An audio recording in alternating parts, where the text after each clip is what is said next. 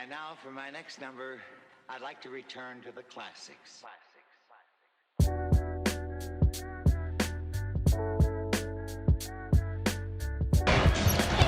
Evans, quick drive, couldn't get the roll. More contact in the paint as Reese hits the deck again. And now they're going to review the last sequence. That's going to be a little extra. Yeah. I think Alyssa Thomas is getting a little frustrated with Angel Reese and her intensity. And that time, boy, the crowd just saw the instant replay. They do not like what they saw. To be able to overcome this, go to the... and Alyssa Thomas, a veteran, is trying to send the rookie a message. But really strong pursuit of the offensive glass. And you see Alyssa's hand right there around her neck with her leg out. Man, that's kind of wicked right there. Kelsey Mitchell held to just 12 points last time against Phoenix. The perimeter defense has been stout in both meetings so far for Phoenix against Indiana. Boston goes flying, wants to know what the call is. Well, BG just laid her down, and Boston trying to be aggressive, not happy with the call whatsoever. Neither is Kristen Sides, but BG trying to get position. So Boston, for the second time in as many games against Phoenix, whistled for 5 personal fouls. There's the clamp right there. They were up in the first quarter. The Fever getting their first win last night in Los Angeles. Yes. That's got to be pretty tough, I would think, on Caitlin to just really be patient with herself and with her team. And that's not a virtue of Caitlin's. She's competitive and she wants excellence and she wants it now, and that's what makes her great. Foul call on Alicia Clark, and that is her second. Put Caitlin Clark to the stripe. Oh yeah, that's a foul. Alicia Clark caught her across the face. You never think you... It's the Mercury of 38-32 with under 3 to play here in the quarter, and a little extra testiness on the Mercury bench between Skylar Diggins-Smith and Diana Taurasi. Oh, to be a fly on Turner's shoulder to hear that conversation. Well, Diggins-Smith, she's got 2 points. She's 1 of 4. She's got 5 assists and 3 rebounds. She's so intense. And I don't know what was said, whether they're running the play or whatever. She did turn a lot of points inside. They've got 16 points in the paint. And Tina Charles has been inside. Be a huge feather in their cap. Cheyenne Parker stripped by Austin to go to the floor. Lead, we have a jump ball here. Cheyenne Parker may have taken a hit to the face here. Natasha Cloud does a good job of digging in. And let's see from a different angle. Right here, Erica Willer has to tell her. There it is. Austin's, Austin's knee right into, it looked like the nose. Now we will get a scratch anywhere else, but don't touch her face. And Cheyenne is also a model outside of women's basketball, so I know she's down there saying, listen, I got kneed in the face. Here's Mitchell taking the feed from Boston. They go down to Boston. And offensive foul. That's winning number 5 against Aaliyah Boston. And how about Brink taking that one with her 5 fouls? She knocked down the triple there, Mary. Looked very comfortable. And at the other end,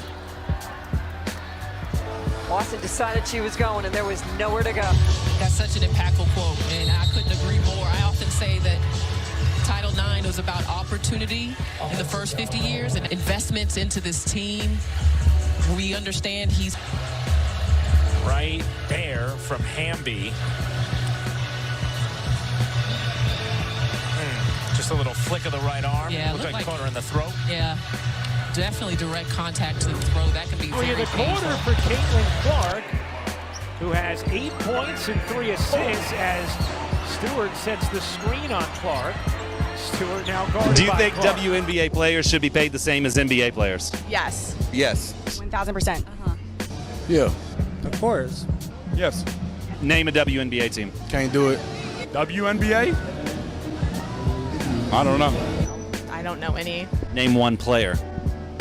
I don't know. I know the guys. We are not asking to get paid what the men get paid.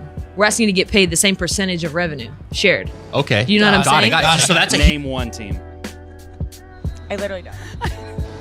Dime. You don't get any money from jersey sales? That's crazy. In the NBA, they have percentages of revenue shared for the players, right? So jersey sales, obviously their TV contracts. You see these every year. These contracts get bigger and bigger and bigger, right? Yeah, massive. But that's because their CBA it negotiates where if the owners are making certain types of money, they get that as well. Got it. In the WNBA, that's not the case. Honestly, they don't generate as much money, so I don't think so.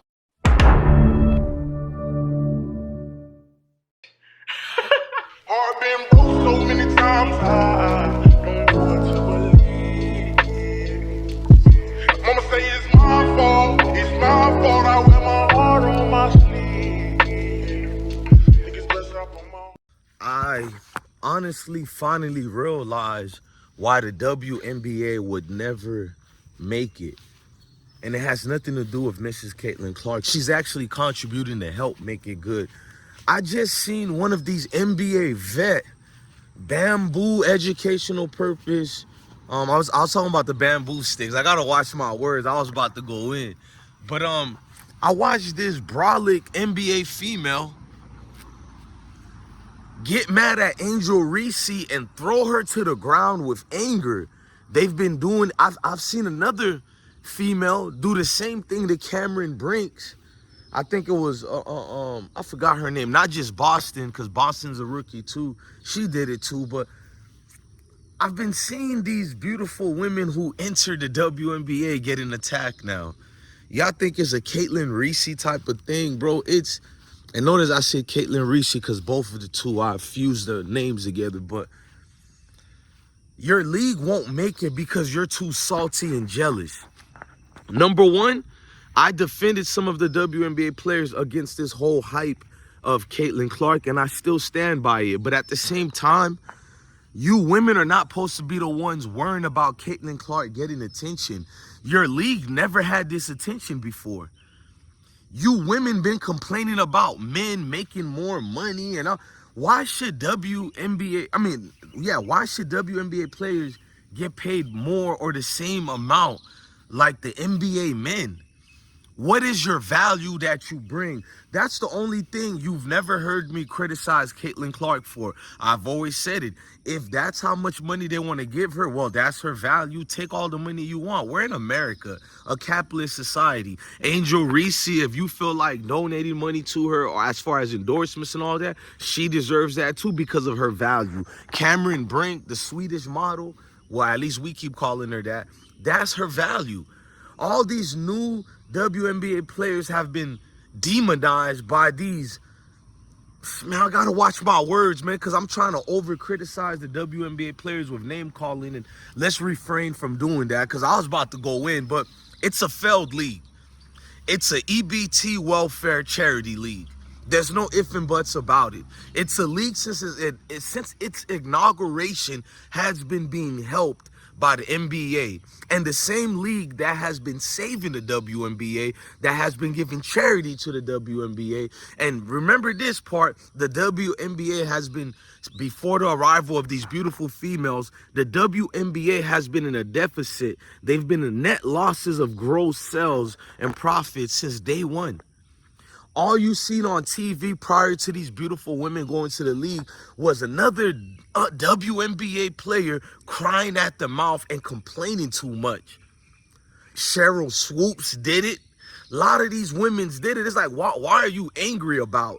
And you guys think they're just mad at Caitlin Clark only. No, they're mad at all of them, bro. They're jealous because they've never got this much attention. No man or women can. And let's just, can we say the elephant in the room? They love saying men are not supporting them, which is false. Men are the main ones supporting that dying league.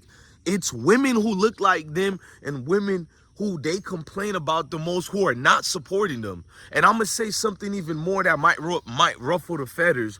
More male women support the WNBA than black women. I said it. Because all these feminists and all these people doing all, oh, we need to get paid more. You seen the crap that happened with the women's soccer team. They lied and said they need to get paid more than men, when for the last 13 years, they already was getting paid more than the men's team. But you guys didn't research that.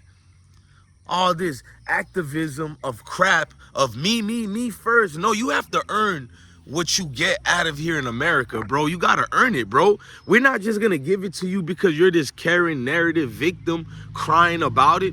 The way they push Angel Reese on the floor and then she mean mug, just because you wasn't blessed with the pretty genetics, why should you get mad at a woman like Angel who was blessed to be pretty, or the other hoodlum face-looking female who threw Cameron Brink on the ground? You got all angry at her, bro. Like, let's just say you guys are envying what men are actually liking. There are men who don't even watch basketball, let alone the women's basketball, but they've been watching and they've been all over the comments. I've seen even dudes who are very racist towards Angel Reese give her props and be like, she is beautiful.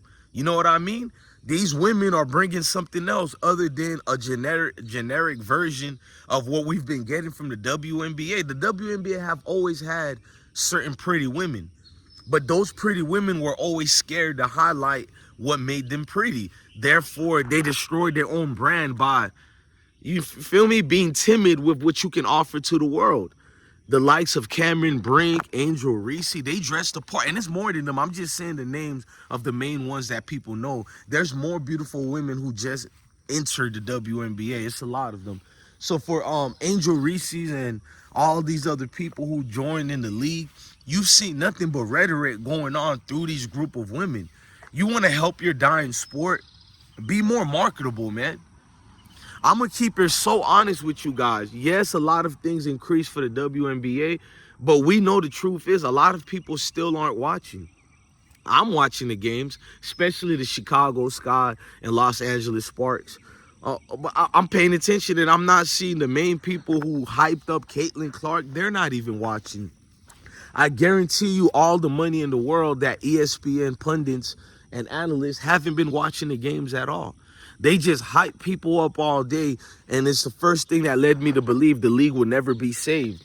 They tried to promote only one female and forgot about all the other females to be promoted. But at the same time, let's focus on the veteran WNBA females. What have they done to contribute to the WNBA and bring a magnet on it, a magnifying glass towards their entire existence? They haven't done nothing, bro. Same old typical. And I'm gonna be real with you, every single one of them looking for a handout, because I guarantee you they're gonna try to sue, talking about we didn't get X, Y, and Z. I've seen a level of jealousy when Ice Cube offered Caitlin Clark Big 3 money, which was $5 million to play only 8 games. You know what I mean? And she was still allowed to play in the WNBA and go do her thing and get other marketing, advertising money or whatnot. It was a great deal. I think Caitlin Clark should have taken that deal. But to see all these former WNBA players getting mad, including the current WNBA like Lexi Brown, they got offended by Ice Cube. Let's just be honest. Y'all got offended Ice Cube didn't offer you guys the money. But he did a smart, savvy business decision. Caitlin Clark's name is rigging, is buzzing. He offered her the deal. And with her game, people thought she could play in a league such as the Big 3. They're not saying she could have beat the men, but she could have handled her own. And it's just great for marketing. Everything that's going on with the WNBA is marketing. I don't think they're marketing it the right way when you highlight only one player, because there's other rookies who are doing a damn good job too. But you get the gist of what I'm saying. These WNBA players complain too much. Your league is a dying sport. I didn't see anything to elevate your sport yet. I know it looks cute that we're all saying, oh, the WNBA is getting news now. It is now. But act like you've been there before, which they haven't. Meaning that a lot of them were doing the most and trying to get any attention away from the other females who have got that attention. I pay attention to all that, man. So after I seen they did that to Angel Reese and homegirls looking all mad, well, that's the reason nobody watches your dying sport. Nobody watches the WNBA, and it's going to continue that way. Only real fans like me are going to continue watching the WNBA, and that doesn't help your cause. When it's only people like me watching your sport, game over. Game over. I'll give a much deeper analysis on this particular subject, but I just got a little angry seeing some of these WNBA players who are overly angry and don't understand that this is the only way to save your brand is by highlighting these rookies, bruh. Your brand has been dead in the abyss for years. It's now getting resurrected by these said so rookies. Embrace it. I'm not telling you bow down to these rookies, but damn, what's up with the extra energy? You have to take them down. It's weird behavior. We're watching men basketball to have that testosterone. I'm not watching women basketball to have the same level of testosterone like the men. Yuck. Ugh. I'm not gonna even be fake. Thank God these pretty females are entering the WNBA, man. Y'all too masculine. Ain't no grown man trying to watch women be masculine. We gotta see our women argue with us all day. Why we want to see y'all be masculine?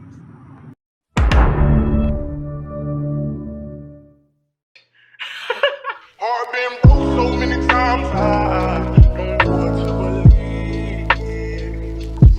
Mama say